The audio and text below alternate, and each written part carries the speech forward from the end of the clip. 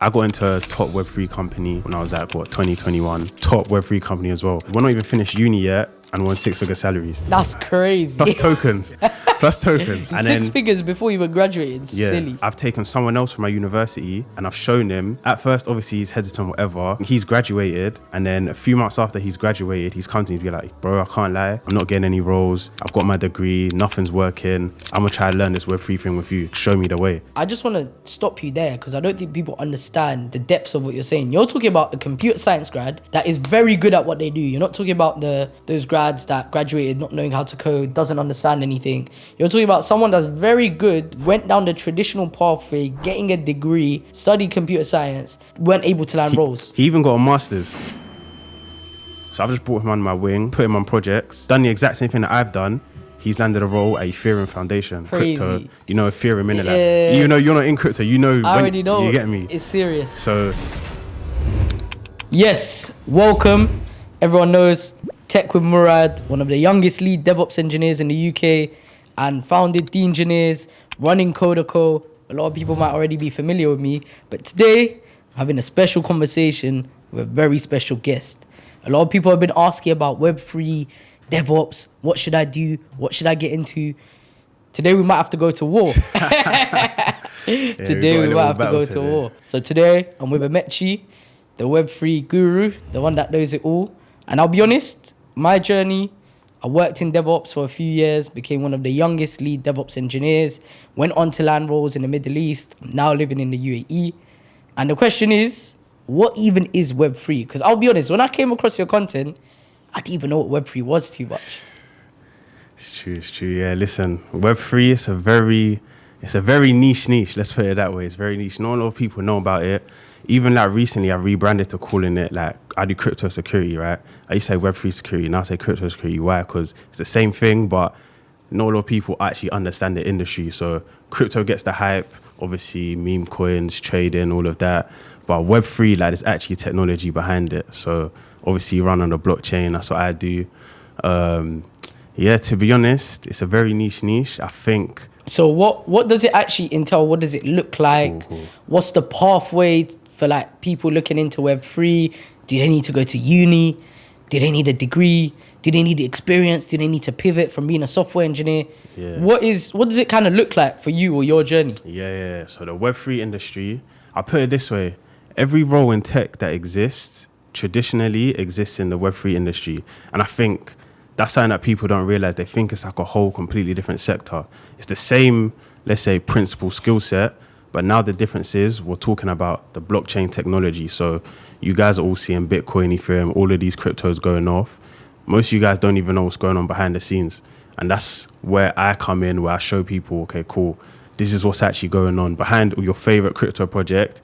This is what someone like me is securing or building. So it's pretty much the same principles, you know, software engineering, and traditionally software engineering, Web3.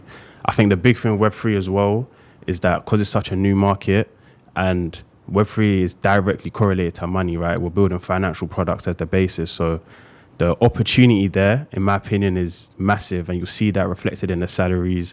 You see that reflected in just the kind of projects and things that we're working on. It's very niche. How did you even get into it though? How did I get into Web3? Like, what was the first thing that came about that? Cool. Because you don't study it in your degree. You don't study about Web3 and computer science. So what made you get into that? Do you know what's funny about that? So just quick side note, I'll give my kind of rundown how I got into it. But I actually started the curriculum for blockchain in Imperial University. I did the first ever workshop in Imperial. Mad. To 500 people. Still the biggest one that they've had till today. But yeah, I started there. I've got like my own segment in like blockchain oracles in Imperial, like actual curriculum that they teach their students now. So yeah, that's kind of crazy. But yeah, how did I get into Web3? I'll be honest. I was in university. I was like 18, 19 years old.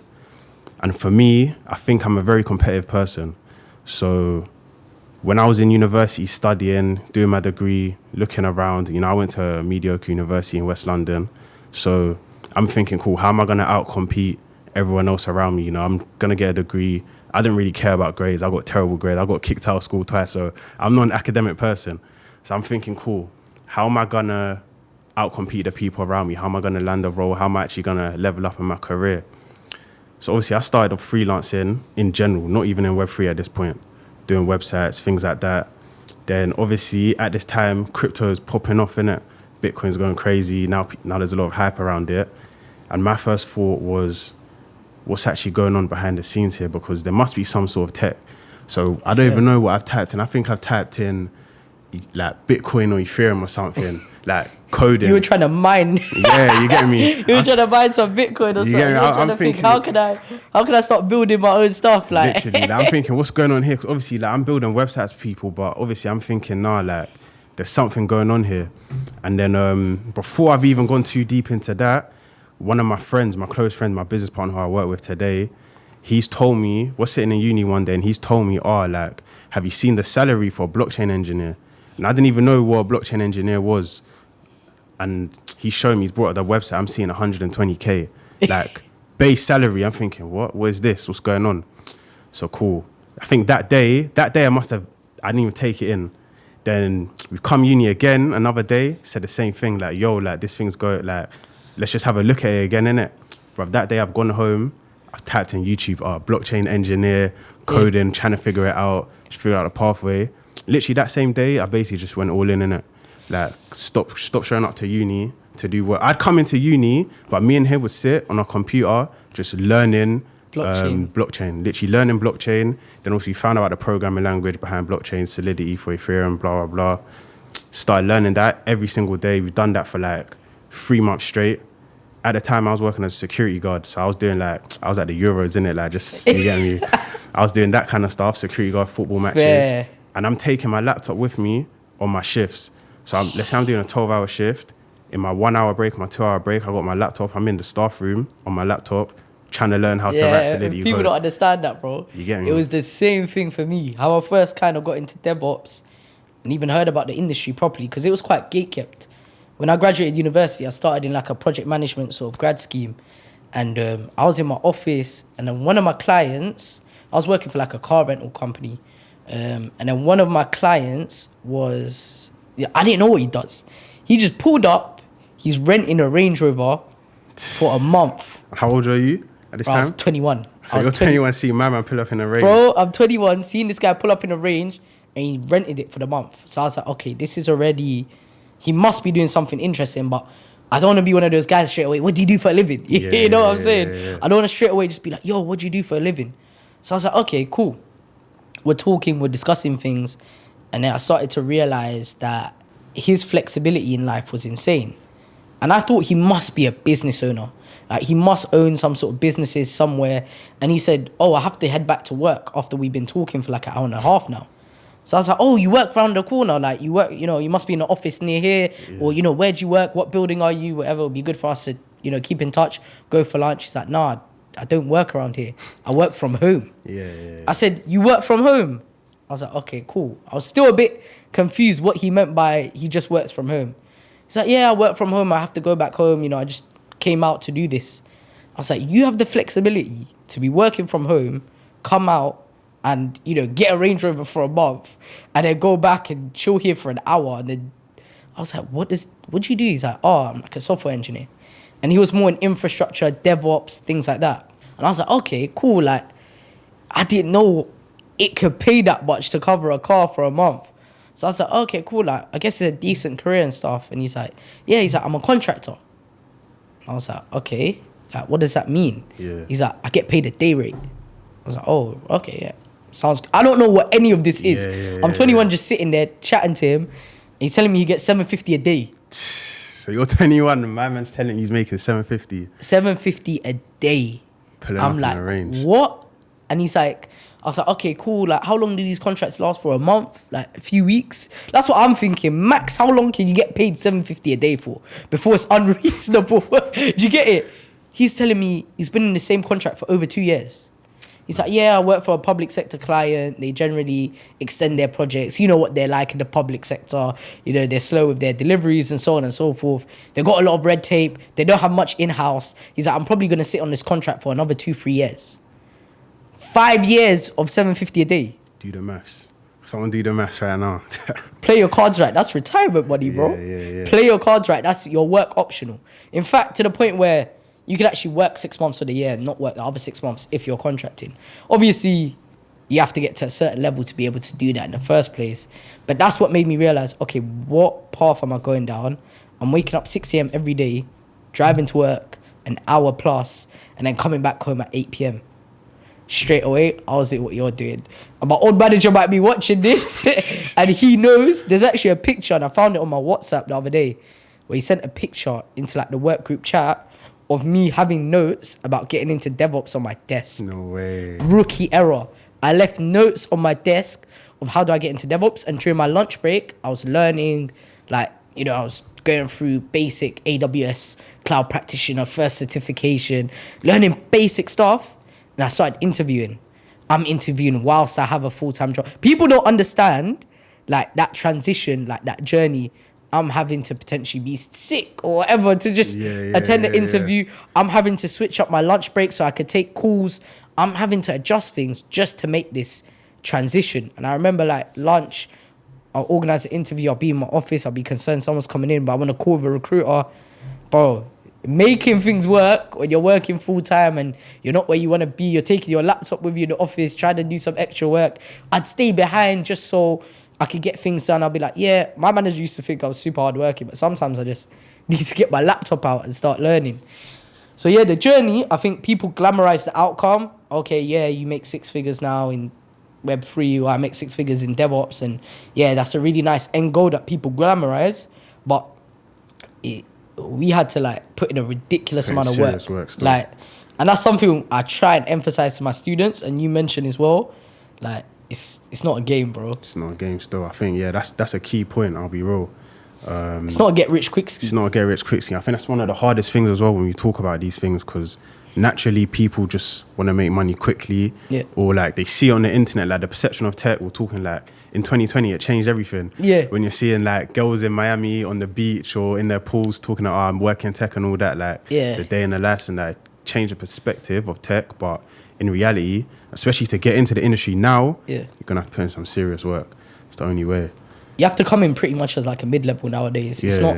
There's no longer that, oh, your willingness to work, and oh, we're going to develop you, and oh, you've shown eagerness to work, so we're going to upskill you. Companies don't have that capacity nowadays. They can't afford that overhead of having seniors just spend all their time mentoring a junior that has no idea what to do and just pair programming all the time. And then, eventually when the junior gets half decent, he's going to job hop to a company that pays him 10, 20K more. So it's become a bit of a bad investment for a lot of companies.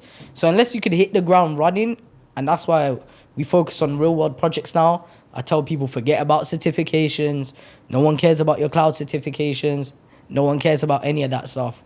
Do those real world projects, and then you'll be able to actually hold yourself down in an interview. Because again, a lot of these certs are multiple choice and things like that. So that's something that the market has kind of shifted in the industry. If you ask me every year, Murad, how do you get into DevOps? My answer will be different every year for the past 5 years. It'll be a different answer. Facts. No, I can't lie, that's a very key point. That's why I think it's interesting how like across the niche is the same thing. I told my students the exact same thing.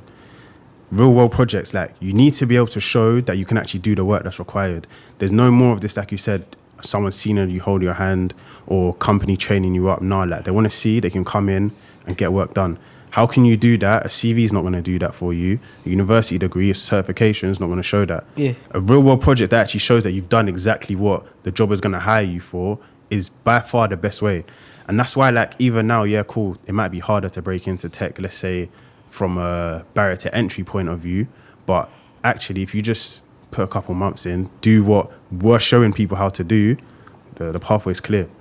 I think you should be ready to put in a year's worth of work. Like, if you're really serious about landing a job in an industry that is paying you, serious numbers, serious money, like you're entering top percentile of earners. People don't understand that. Like, a couple of my students have started on 50K salaries. You have to be an accountant for years. Go get a 3-year degree, do your ACA qualifications, whatever. Like, people often had to work for years to get to those sort of 50, 60K regions. Bro, some people have to put in 10 years in their career to even look at a 60K salary. The fact that you can land these mid-level DevOps roles, if you got the right skills, you should be ready to put in a year of work. Like, 3 months, things haven't gone your plan, or things like that. Like, what makes you entitled to such a high paying career and think it's easy to obtain? Like, I feel like there's an element of entitlement, and things can get blurred with social media. They can see it as like, okay, cool, this didn't work for me, this side hustle didn't work for me, I'm gonna try DevOps, I'm gonna try Web3. That's not how it works. But that being said, a lot of people ask, should I do Web3 or should I do DevOps? The age-old question that we get. Which niche should I go into? What's this? How do you even answer that? How do I answer that? You know what? I'll be real with you. If someone comes to me, like a lot of people come to me, should I do DevOps? Should I do crypto, Web3? And I just say to them, first of all, is like, do you actually understand what it means to do DevOps or to do Web3? Yeah. Because, okay, cool, yeah, it's tech, but tech's big, bro. Like, there's different avenues. Every single niche is different in their own way. So first thing I say to people is, okay, cool, first you need to understand that, like, the differences between the two niches, what you're actually going to be doing day to day. Then after that, it's kind of like, me personally, I'm in Web3, right? So I can't tell you necessarily why not to do DevOps, but I can tell you why to get into Web3, if that makes sense. Yes. Because this is what I do. I'm not going to tell you DevOps is this and that, bruv. Like, when I had to do Terraform and AWS, like, I'm struggling, you get me? Because it's different to what I do. It's different to what you do, yeah. So that's my thing. That's my kind of answer. But me personally, I'll be real. If let's say you're a beginner, you don't know nothing about DevOps, don't know nothing about Web3, generally just look into whichever one that you're interested in, whichever one feels more natural to you, just go into that. Follow a roadmap. I think the students that take initiative go far, right? So some students will have come to me, they're like, I looked into maybe cyber and DevOps, and I followed a bit of a cyber roadmap, followed a bit of a DevOps roadmap. At least do 1 week of each road. You can find roadmaps online easily. Yeah. There's roadmap.sh. I was literally going to say that. You can find multiple roadmaps out there. Yeah. You could pick one. Let's say you look at a Web3. Let's say you look at DevOps. You could take some initiative, like, in life. It doesn't need to be straight away, I need to find a mentor. I don't know what I'm doing in life. I need to find a mentor. A mentor isn't going to change your mentality. It's not going to, change your reality unless you're taking initiative. If you put in a week's worth of work, you're like, okay, cool, I've, looked at a bit of the tooling that's involved for Web3, and, you mentioned one of the tools that is used. Well, in Web3, what? Solidity programming. Yeah, you could do a basic YouTube video, look at it. Doesn't take more than a few hours to kind of dive into that. You can look at a roadmap in DevOps. Okay, cool, I need to learn Linux. I need to understand Linux fundamentals, things like that. Okay, cool, I'm going to be running some Linux commands, following a YouTube tutorial. Okay, cool, that suits me more than that, or that's what I prefer. I think it's a lack of initiative that people take. It's not a ultimatum.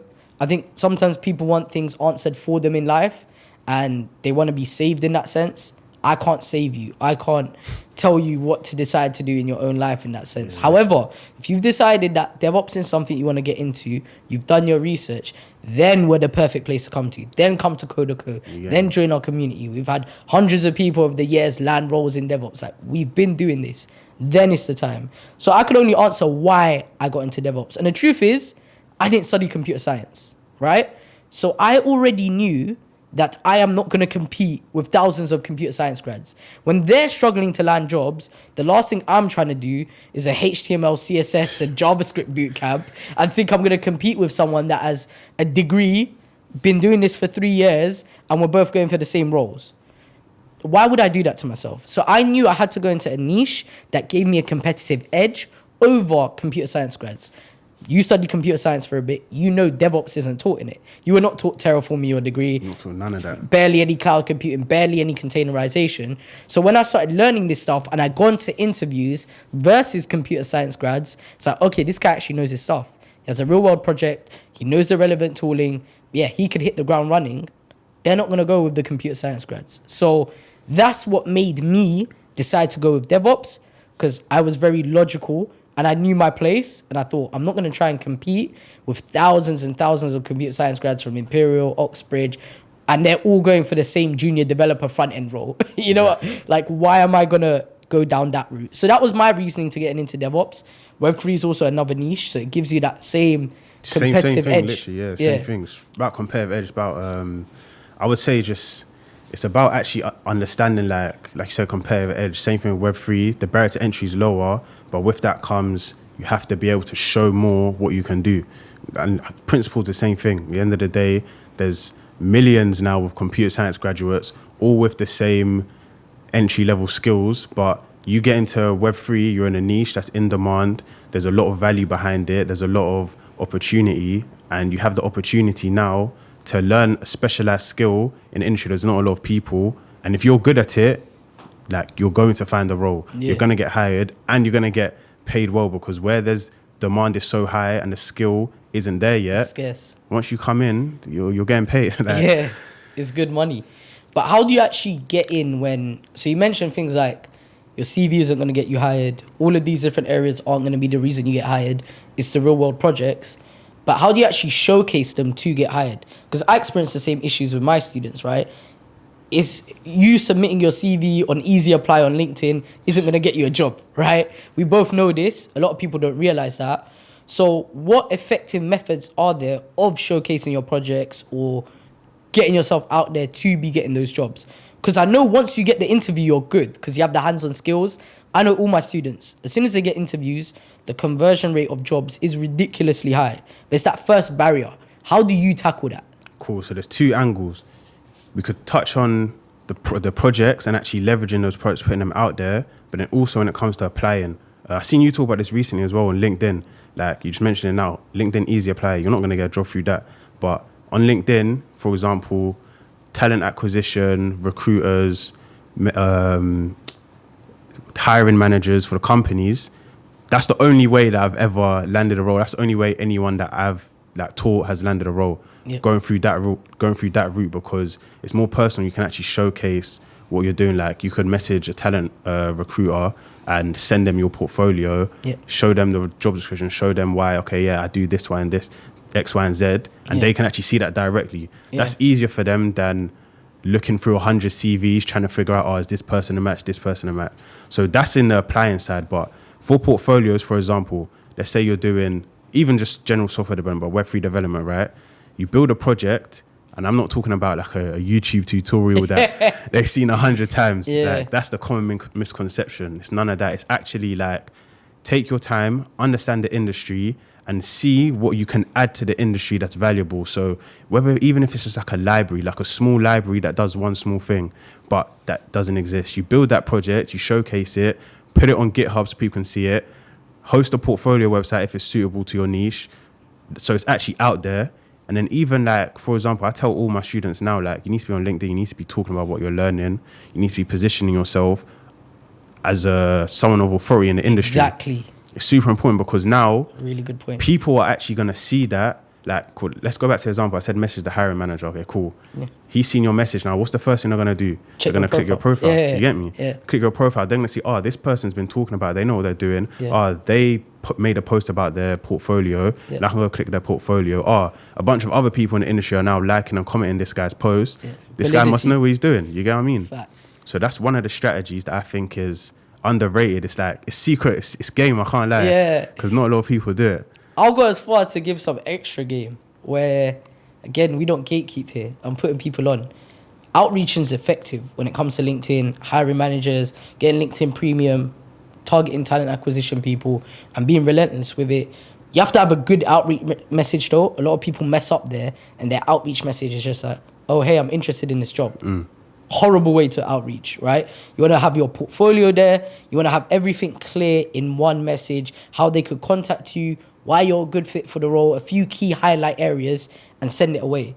But another thing that I've used that I found quite a lot of success with, and a lot of my students, is I actually managed to web scrape a lot of hiring managers and talent acquisition members' work emails. So there's actually tools out there that you could use in order to grab their work email. It's going straight to their work inbox. So now a hiring manager will be going on about his day, get an email from someone saying, hi, I think I'm a good fit for the role. Here's my project. Here's this, here's that. That already separates that candidate from everyone else. Because the last thing any hiring manager wants to do, and I'm telling you as a hiring manager, is go through hundreds of CVs. When we put a job spec up, and it's like, we've had 200 applicants for this DevOps role in a day or two, and people get demotivated when they see 100 plus on LinkedIn. They're like, I can't be bothered. The last thing that a hiring manager actually wants to do is read 200 CVs as well. So this has actually messed up a lot of the recruitment processes. That's why a lot of companies don't even like advertising most jobs. So there's a lot of ghost roles, a lot of headhunting, a lot of things like that you've probably experienced. So once you're able to outreach, send something straight to my email. And in fact, when a company I was working at, we were interviewing for a DevOps role, 2 people I put forward for an interview. One found my work email. I don't even know how. Credit where credit's due. When he first did that and it went straight to my inbox, I was like, yep, let's forward this person on. Yeah. Second person that I moved forward was someone that DM'd me on LinkedIn. So out of the 200 plus applicants you're seeing on LinkedIn, 1 DM me. 1 took the initiative to DM me on LinkedIn and say why he's a good fit for the role. So again, a lot of this stuff's blurred. People feel demotivated. They see 100 plus applicants on LinkedIn. 80% of them don't even qualify for the visa requirement.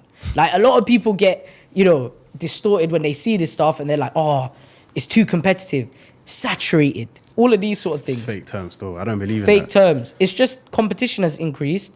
And if you don't want to adapt and actually, play a competitive element in the market, it's probably not the place for you. Yeah, and it shows proactivity as well. Like, think about it from a company's perspective, yeah? I say, Murad, cool, I want to work for you right now. If I'm going out of my way, like you said, someone found your email, that shows, okay, I really want to work for you, Murad. Not, I just want a job. Yeah. It's, I want to work for Murad. Yeah. That's the same thing that a company's thinking. Yeah. Company's thinking, okay, cool, I know everybody wants a tech role. And also, you got to remember, we're talking about high salaries here, right? Yeah, we're talking So this company doesn't want to just be blowing money out. We're already talking about how they're less willing to spend, less willing to train up people. So they don't want someone who just wants a job. They want someone who wants to come, work in our culture, adapt to our culture, and work for us. So when you're going out of your way to show, hey, I'm the perfect person for you, it stands out.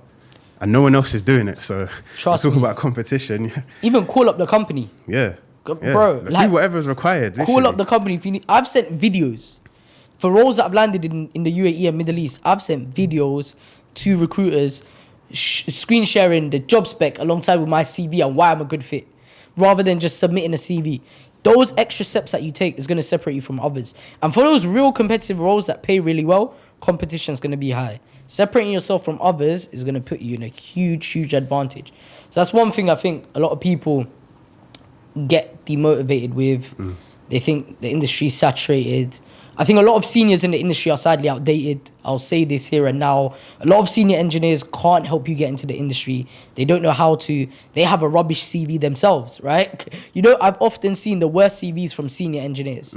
Juniors and mid-levels tend to have better CVs because they've broken in when the industry is more competitive.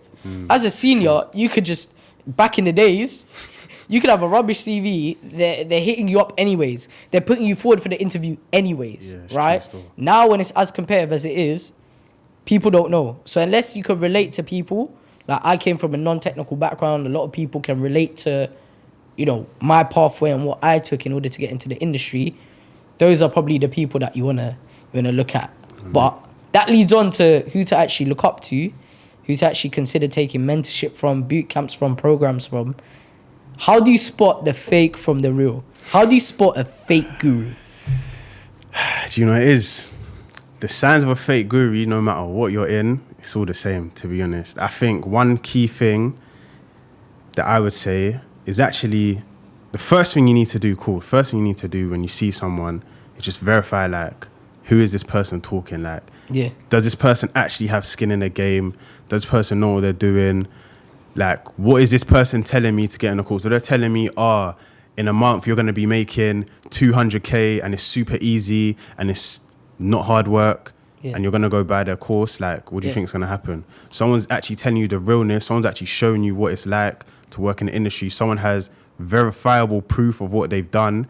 And also, like, when you do what you do, like, for example, you're going to have people like on your LinkedIn, for example, who can vouch for what you've done. 100%. Whether it's through your posts, through your comments, that people are not going to lie for you. No one's going to do that. Yeah, no one's going to do that. So especially in this industry, you're going to have that social proof if you really do what you do.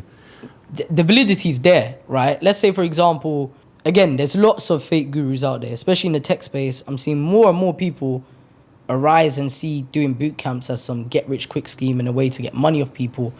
And unfortunately, a lot of them are scammers. But the steps you should take, and I feel like a lot of people nowadays are so impressionable and easy to scam, they don't even take the slightest bit of due diligence. Have you checked the person's LinkedIn? Where are their tech jobs on LinkedIn, right? Who are the people they're connected with? Where's their Trustpilot reviews? Can you contact previous students of theirs? These are small steps that I would take and you would take if you were going to pay for a program, right? Small little steps of initiative in order to see, okay, is this person know what they're talking about? Is it just lifestyle they're always showing? Is there any technical value in their content? These things is where, a lot of the times the real separate from the fake. Sadly, in like the sea of fake, everyone can get blurred. I even see comments all the time, I'm not gonna buy your course. I'm like, bro, trust me, I'm good. I don't need your money. I don't need your money, bro. I've got a very lucrative DevOps role. Like, if you don't buy my course, I'll survive. That's the thing. Like, we're literally working in the industry, so cool. Like, we're making 6-figure salaries. Like, not to like brag or anything, but it's like, bruv, like, I don't actually need like the money to do this. I'm already making the money. You get me? Yeah. Do you know it's funny because a lot of people don't even have like testimonials and that. It's they ain't crazy. got no one who's come through their thing can actually show like, oh, I worked with Murad and I got this. A lot of people don't even have that, whereas you've got that, I've got that. Yeah, a lot of people, testimonials, you go on Trustpilot, where's the reviews, bro? There's no reviews. You go on just basic, looking at previous students, trying to reach out to people. Sadly, yeah, and people have this misconception, as you said, they're like, oh, bro, I'm not going to buy your course, bro. I'm like, I'm fine. You buying my course doesn't change my life. Maybe at best, I might, okay, cool. Let's say with all the income from my program, I choose between driving a G-Wagon when my salary would have paid for a Range Rover. Okay, cool. Wow. Is that the quality of life that you're so concerned about? Your life changes. You can't afford rent in London. Like, you're working in a dead-end job. You can't afford rent. You can't afford to get married. You can't afford to do all of these things that you want to do. Your quality of life changes significantly from that 0 to 1 in comparison to my quality of life. So I think there's a lot of pocket watching, and sometimes it's really strange. I feel like social media doesn't help, because if I had my program on Udemy, no one will call me a course seller, right? They'll be like, yeah, that's what the platform's about, teaching you technical content. So I think there's that element to it when it comes to social media. But I think it's a common misconception. Like, if someone's actually legit, the transaction is always way more benefit for the student than whoever's running the program. And I think people don't understand the depths that it takes and the workload behind it. Covering all the technical content, prepping your CV, prepping you for mock interviews, getting you to do real world projects, reviewing your projects, going through the iterations where you're improving there. Like, that is a serious journey that requires an overwhelming amount of support. And nowadays, because you need to break in at a mid-level, not being a junior, you can't just be, oh, I'm willing to learn and I don't know anything, I don't know how Terraform works, but I'm eager to learn. You're not going to land a job like that. For that reason, you need mentorship. There's no self-study, self-made approach anymore. I'm sorry to say it. Facts. A lot of seniors would disagree. They're not breaking in right now. Facts. They're not working with anyone. They can't show you 10 to 15 people that they've helped, let alone hundreds. I'm telling you, this self-study, self-made, that ship has sailed. Because how are you going to know production environment issues when you go for an interview and they're telling you, oh, how would you deal with this incident, security-related incident, Web3 related, that's production grade. You've never experienced it. Your tutorial isn't teaching you that. Your YouTube tutorial is not showing you this stuff. So a lot of the time, sadly, people don't understand that in order to get that commercial grade exposure, you need mentorship. Often in interviews with my students, I ask them things about, securing your cloud security posture, being aware of, principle of least privilege for access and things like that. You're not going to know these terms that you need to be saying in an interview, right? You can't get this without mentorship. You might do as many YouTube tutorials as possible, but you need to find the right mentor and the right guidance. And nowadays with our programs, I might be biased, but there's few like ours. Do you know what it is as well? I think we're in the age of AI. I'm not saying AI is replacing anyone's job or anything, but AI has all the information that's out there on the internet, right?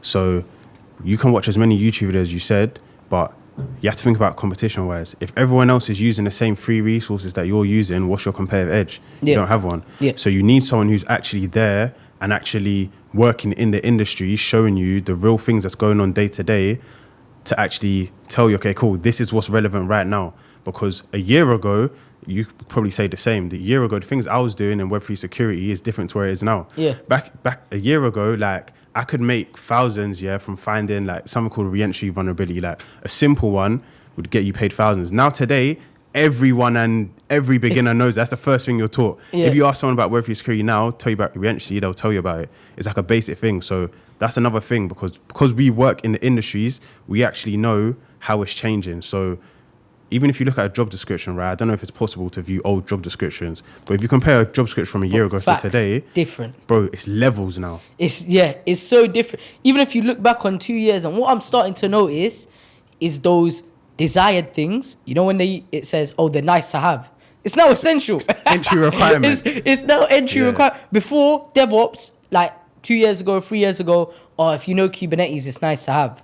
Now it's like essential. You got to know Kubernetes. And they're asking you for all these additional stuff. Oh, do you know Kafka? Do you know Golang? Do you know all these additional tooling? So that desired and nice to have requirement has now shifted to an essential, which shows how competitive things are.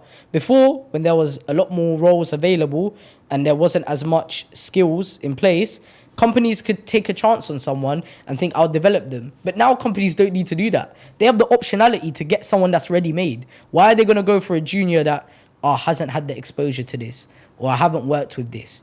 These things, unfortunately, is where people go wrong. And also, I think what's so valuable about mentorship and guidance is when it comes to interviews, things around soft skills. So, for example, if you're applying for a consultancy, how do you manage clients? How you deal with expectations, managing expectations for your clients and things like that, stakeholder management, all of these things. A lot of students that are self-studying and looking to break into the industry, they'll just start stuttering in that interview. And rightly so. You don't have that exposure. You don't have that exposure. Or, they might have done a project and then they ask, how did you gather the requirements for this project?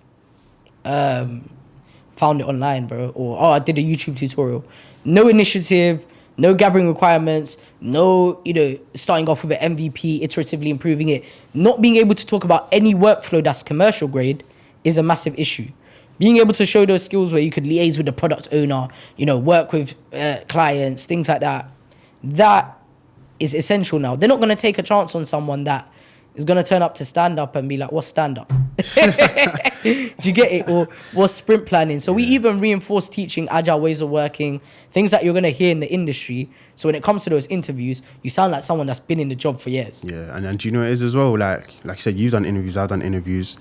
It's very easy to spot when you're talking to someone, does this person actually know what they're talking about? Or not. Or have they done a few projects and they understand, the entry-level tech behind it, but they don't know what it's actually like to work in it. Yeah. When you're interviewing someone and someone's just talking to you about, I can talk about Web3 security, I deployed a smart contract to Ethereum testing it. But it's okay, cool, but did you set up monitoring? What was your test suite? And these high-level things that you only do when you actually have the exposure. Yeah. So I don't know how you would get to that level without that exposure.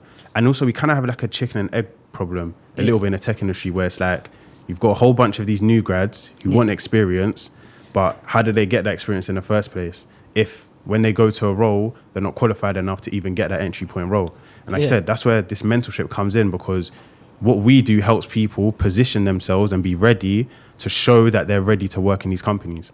It bridges the gap. It bridges that chicken and egg situation. And I think that's what people underestimate when it comes to the industry nowadays. And it's a bit unfortunate, but that's how it is, right? And I feel like you got to be ready. If you're serious about landing these roles, earning these salaries, it's not going to be a walk in the park.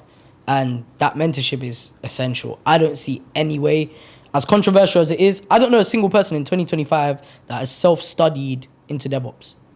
Even 2024, I'll go as far as to say, I don't know a single, and I'm very close to the market, very close to the industry. I've helped hundreds. I really know it inside out. I'm telling you, I don't know a single person that's self-studied in 2024. A lot of people will just be like, it's not entry level anymore. It's not an entry level job because they have those limiting beliefs and they don't know about how you could actually be job ready and acquire those skills. So people got to be careful about who they take advice from. There could be outdated people in the industry, 10 years of experience. I had to start off in support. I had to work in support for a few years before I got to this, before I got to that.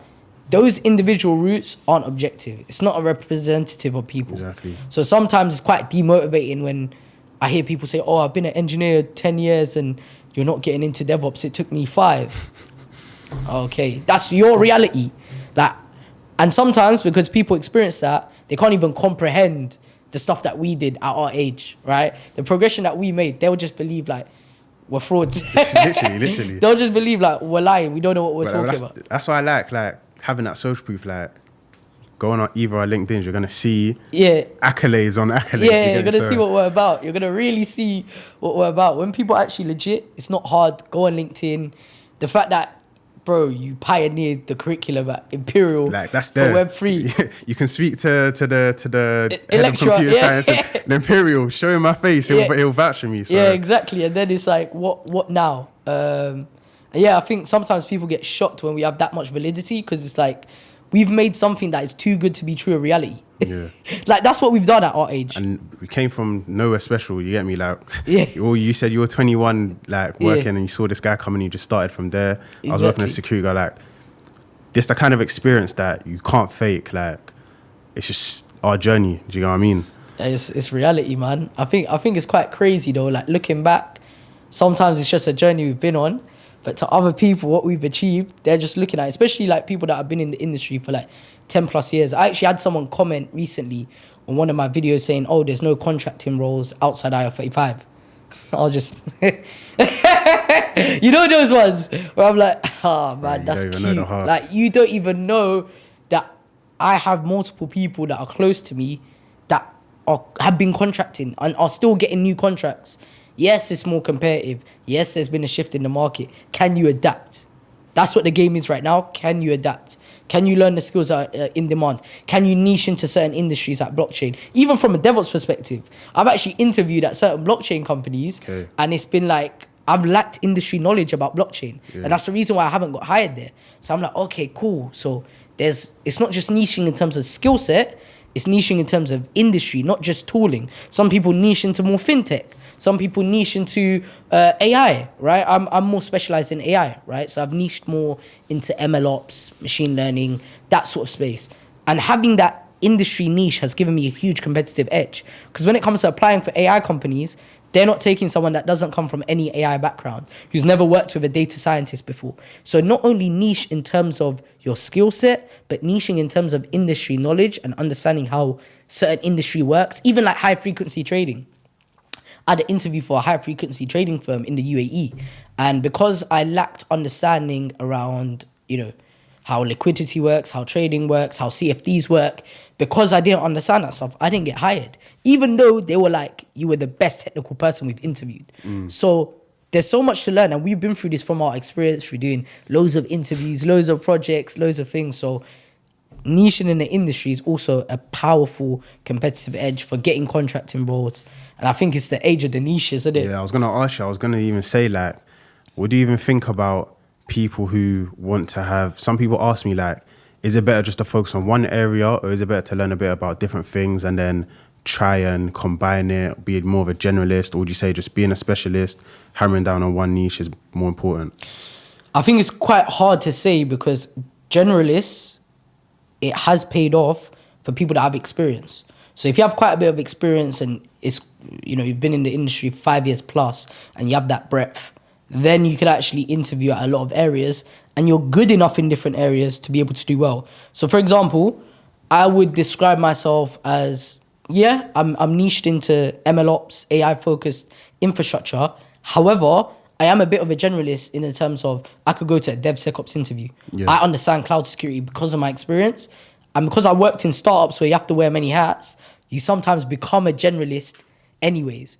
But in terms of landing roles and competing, being a specialist goes a long way. However, in startup environments, you do have to wear many hats.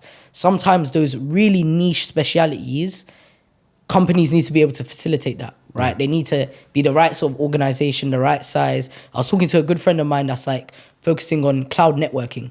So they're really focusing the networking area of the cloud. Now, very few companies are going to hire a cloud network specialist. They'll hire someone that's maybe a DevOps engineer that has a good networking background or things like that, or someone that could wear many hats.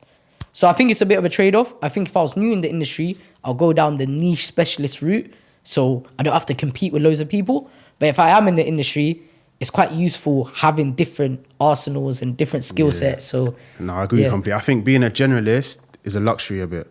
You get the ability to be a generalist, like you said, once you got that experience. Yeah. But if we're talking about breaking in, again, just from competitive standpoint, I feel like maybe you can get in as a generalist, having a bit of skills, but why would you do what is going to work for 10% of people rather than 90% of people? Like, if you're very good, you can show deep understanding of one thing, you're an obvious answer to someone who's looking for that one thing.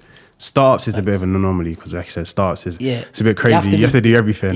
You might have the dev who's taking sales calls or something. Yeah, it's crazy, bro. Yeah, startups are an anomaly, but I think I've been in startups where like the product owner or like customer success manager was the software engineer there. I swear. Literally. And just because they have good client engagement skills, it evolved into them doing that as well. So yeah, I completely agree with that. I think be able to understand what a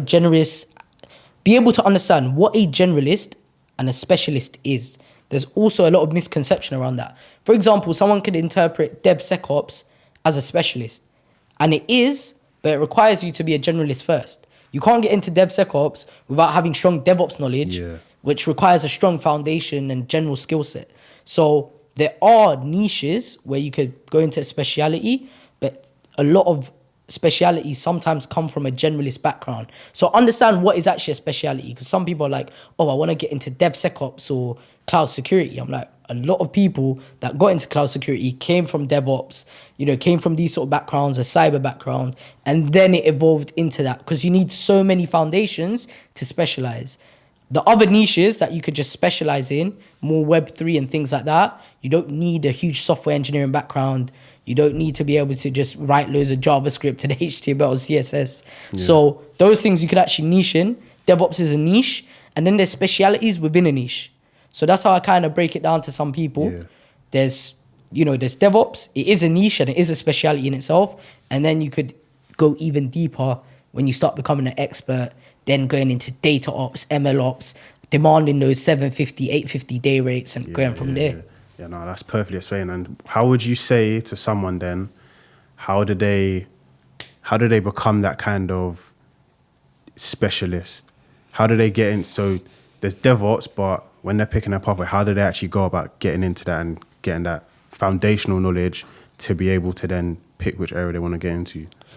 So it's quite logical. I feel like a lot of people forget the logical approach of figuring out what you need in order to land a job. You need skills. Job specs show the skill requirements. How I actually devised my own roadmap to being one of the fastest. I became a senior engineer less than 3 years, right? I was making 6 figures under 3 years, right? Unheard of. And how I actually got to that sort of position is by looking at job specs, filtering 6-figure salaries, looking at the skill sets that they look for, and strategically doing real world projects that give me those skills. That's the playbook still. That's literally the playbook. That's literally the playbook, right? Now, because I have experience, I've now devised this into my own playbook, and I now have my own community where I teach all of this end to end. But that's actually how you go about it. I was looking at it and I was like, a lot of these companies are asking for Kubernetes, man, that are asking for 6-figure salaries. My company doesn't use Kubernetes. What am I going to do? Just get exposed to the tech that my company offers? This is where so many juniors and mid-levels go wrong. A lot of mid-levels might watch our content. They might have the same experience as me in terms of number of years, and they're on 50K, and I'm on double, triple, whatever it might be, right? And they'll look and be like, oh, this person's talking rubbish. But if I was to ask them, have you used Kubernetes? Have you used Istio, Service Mesh? Have you used all these areas of micro-K8s, Carpenter, stuff like that? They'll be looking at this video right now and be like, oh, crap, maybe there's a reason he's on his salary and I'm not, right? And that's because a lot of people only get their exposure to their company, and that's their tech stack. That is a rookie error. Your company isn't always a representation of what are the in-demand tools in the industry. Look elsewhere, and I'm lucky I had a mentor that was telling me this as a junior. Because I was working in a company where they weren't using any Kubernetes, they weren't using much cloud, all of the important things that I needed to be able to be a good DevOps engineer. He started mentoring me and said, you got to learn this stuff.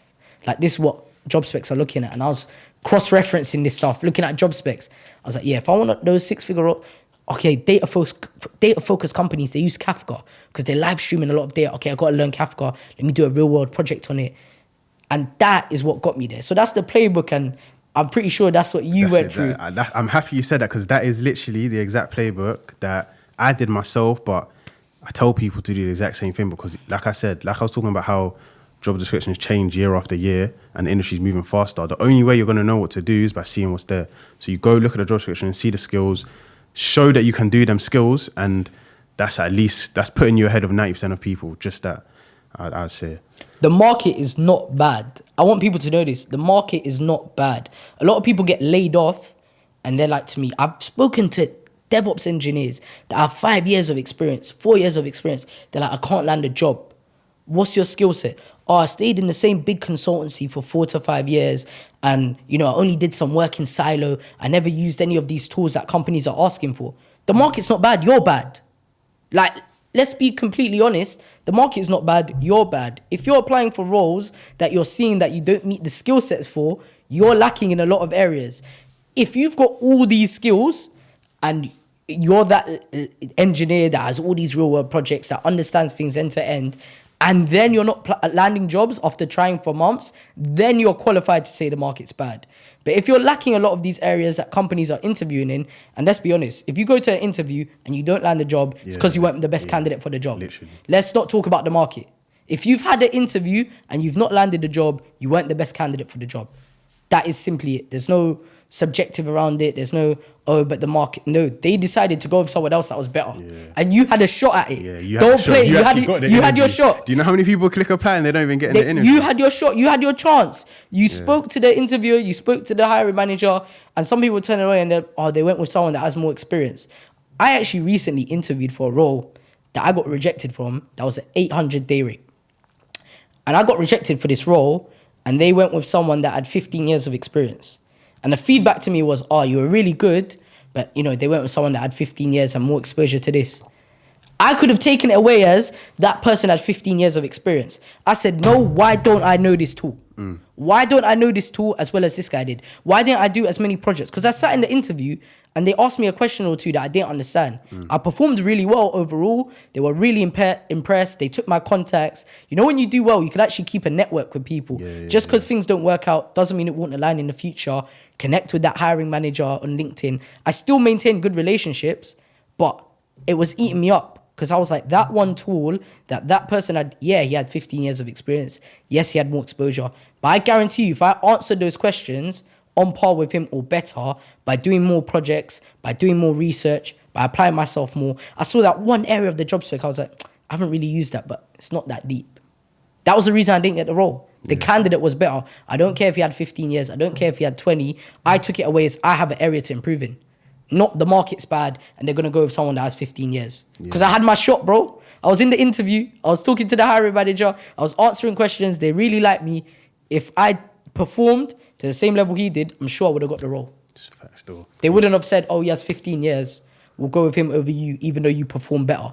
Every company wants someone that's going to be able to perform on the job. That's how I got my senior roles. I actually posted feedback on interviews that I had when people asked me, how did you land a 6-figure role with less than 3 years? I posted the feedback from that role that I actually got. And it actually said, Murad is less experienced than other candidates in terms of number of years of industry actually, years of experience, YOE. That's what they wrote in terms of the notes. I remember it vividly because the interviewer wrote YOE, but because he worked in a startup environment and because he has a lot of knowledge on these tools, I'm confident that Murad will hit the ground running. And they gave me the offer over someone else that had lots more years than me. So this whole concept of years of industry experience and things like that, companies want someone that's going to do a good job.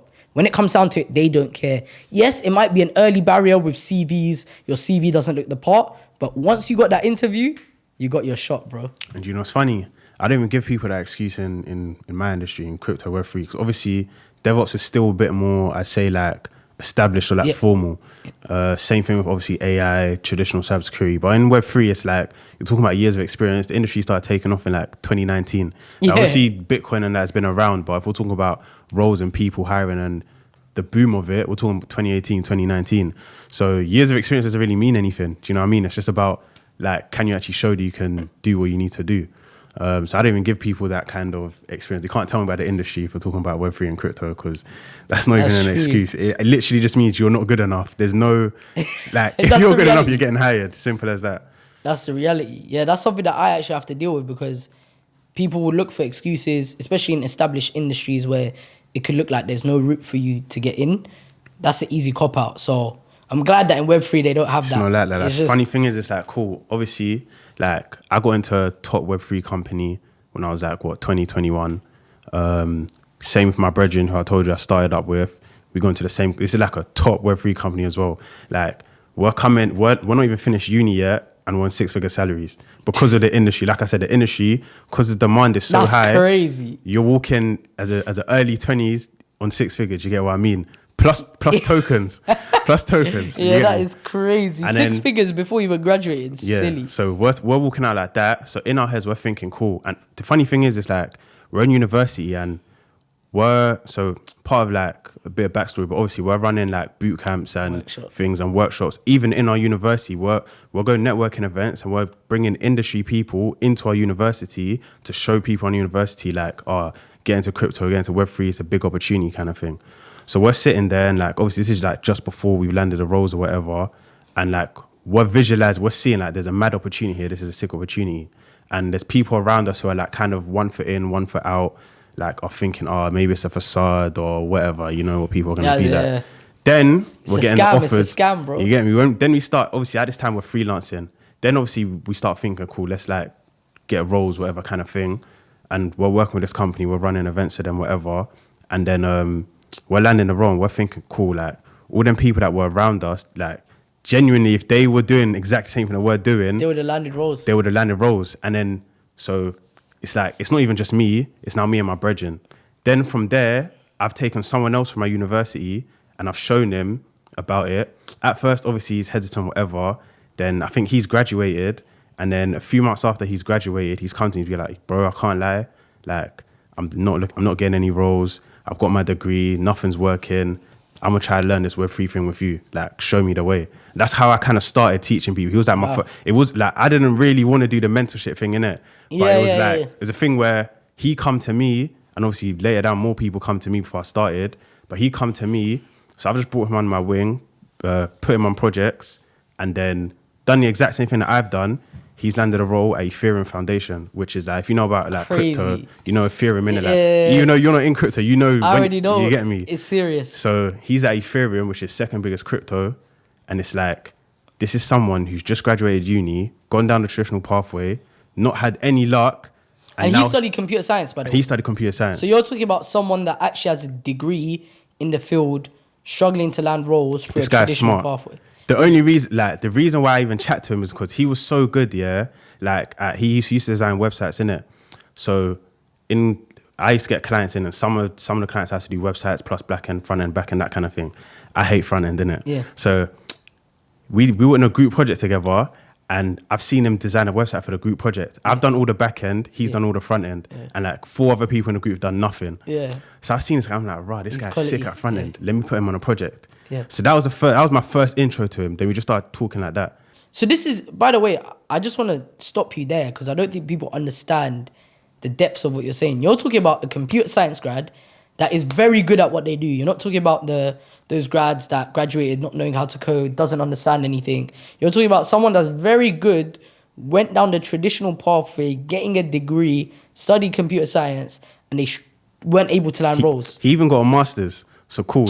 He got a degree and he was halfway through his master's trying to find, like, I think during masters you can get like placements. I don't know how it works. Yeah, I dropped out in this, I don't know. But he was doing that and he's come to me and he's like, nah, like, I see you doing a Web3 thing. I had a little bit of exposure on some of the projects, but like I said, I would do the Web3 side of the project and I was trying to put a front end on this.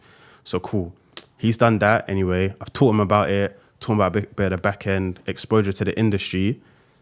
And yeah, like I said, I don't know how long, maybe a couple months, he's landed a role at Ethereum Foundation.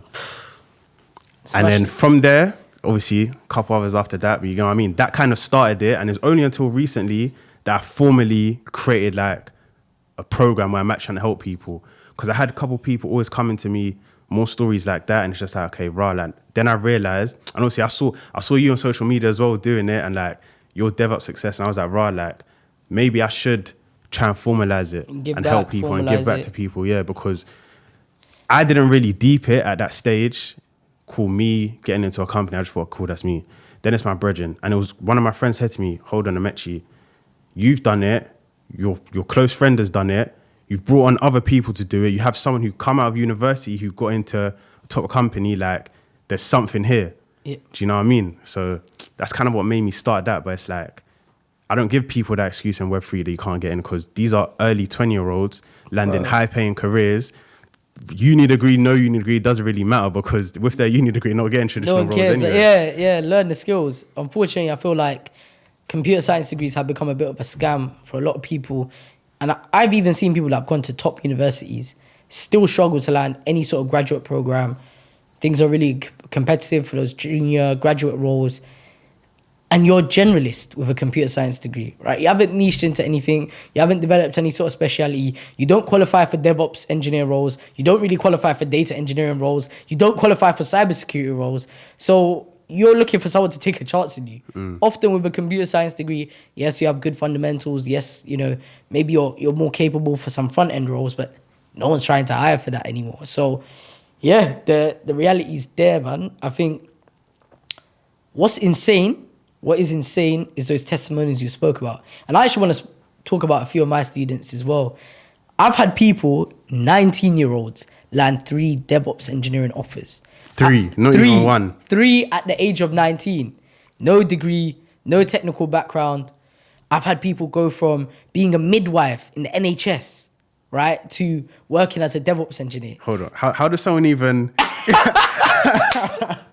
How does someone Bro, she went from being a midwife in the NHS to being a DevOps engineer. Serious. And that was actually the first ever person that came through our program that we formed.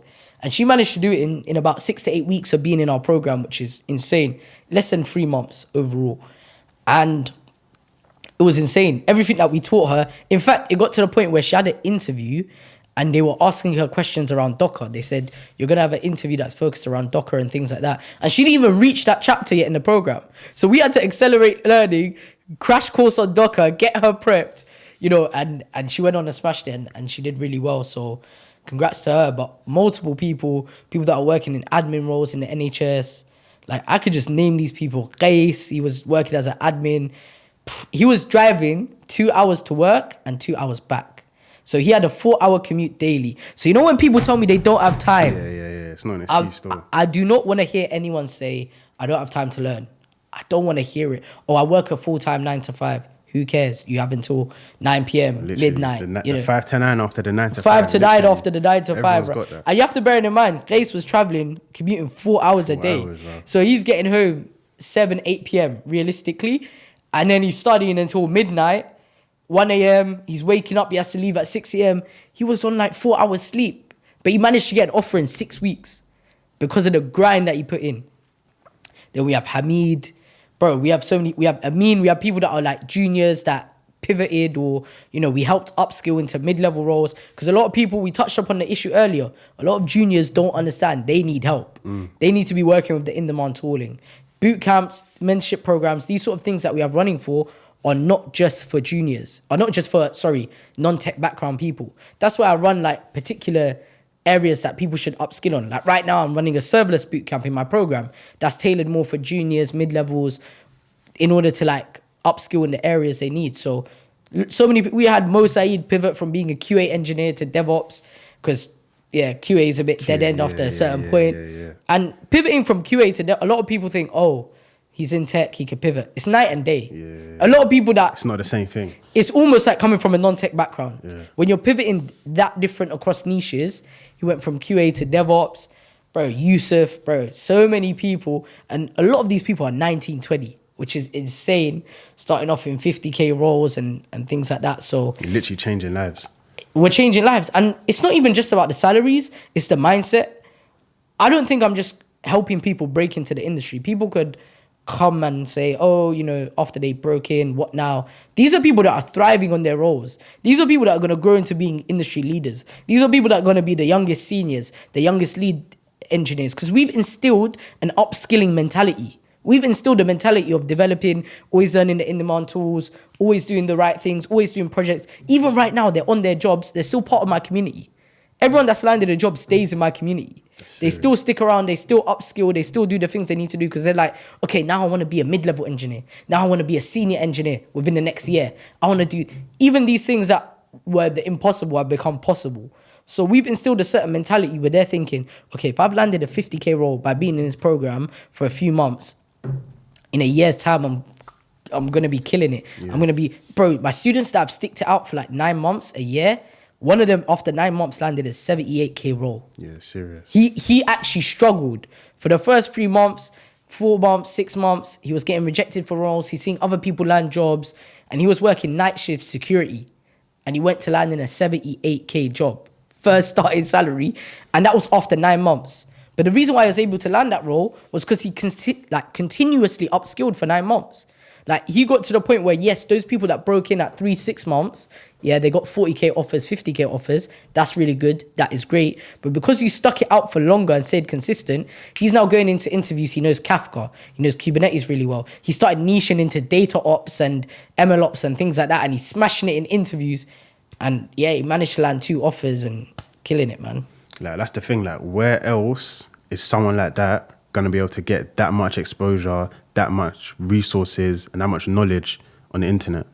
You can't do that without some sort of guidance. You know what I mean? It exists, man. I think people have a weird obsession about doing things for free, which I personally don't get. I think it's a really bad mentality where a lot of people in the industry might say, oh, don't pay anyone. You can learn for free. Everything's online. In tech as well, I feel like we have it like probably the worst. Yeah. I don't know why there's this culture in tech where everything has to be free. Yeah, everything has to be free.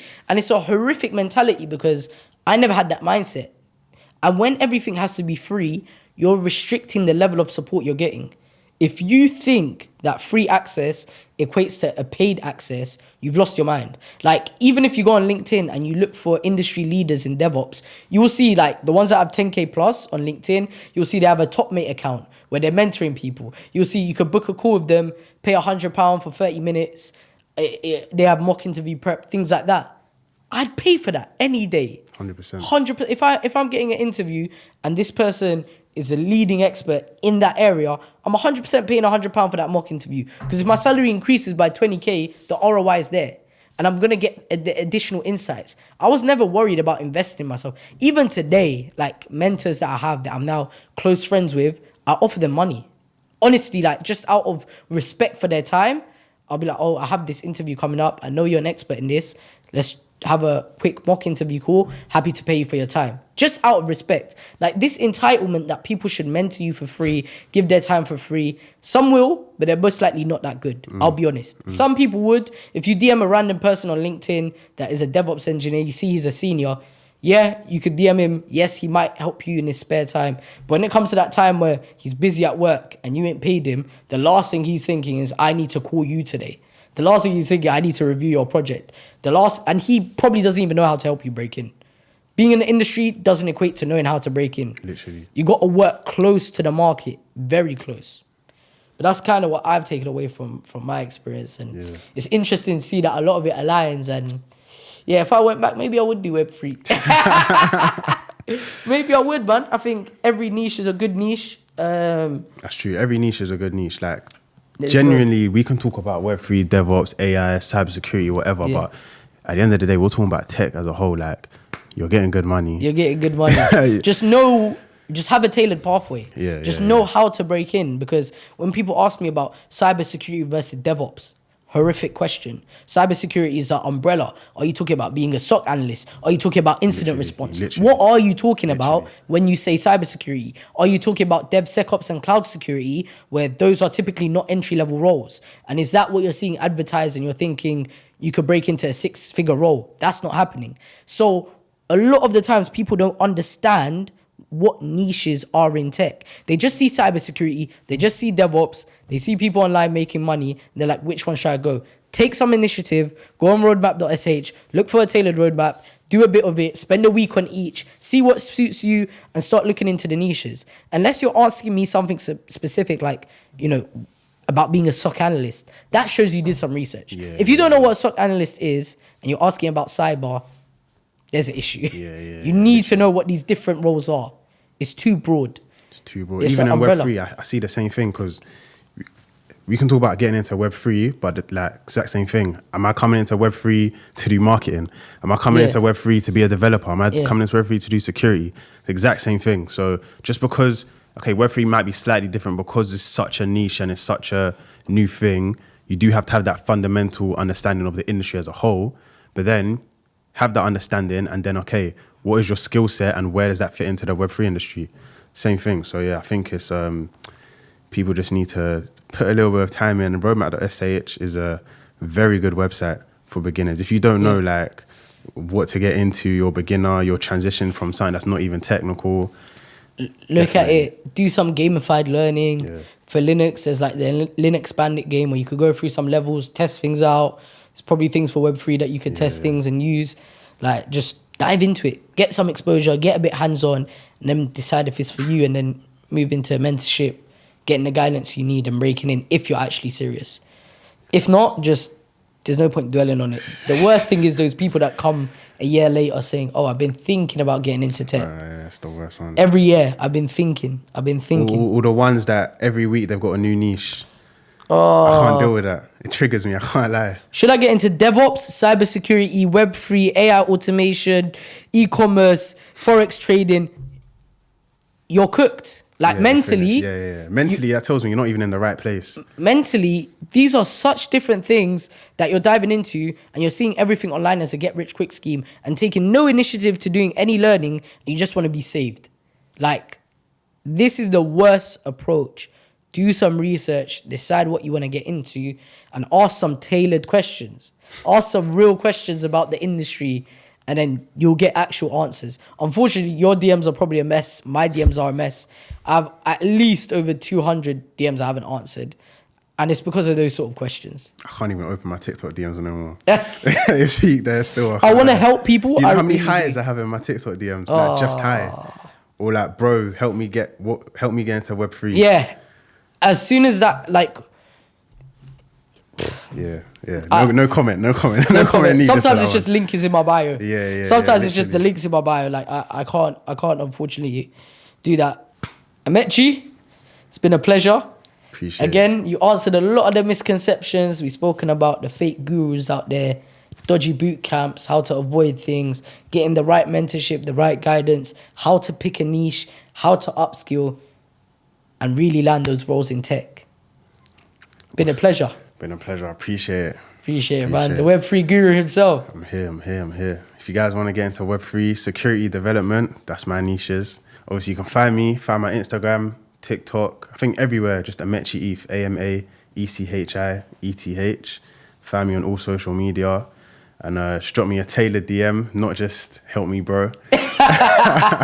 And yeah, I'll give you a roadmap. I give free roadmaps to everyone who like has some sort of idea of what their journey wants to look like. I'll give you a roadmap, help you out, free of charge. So yeah, just drop me a DM.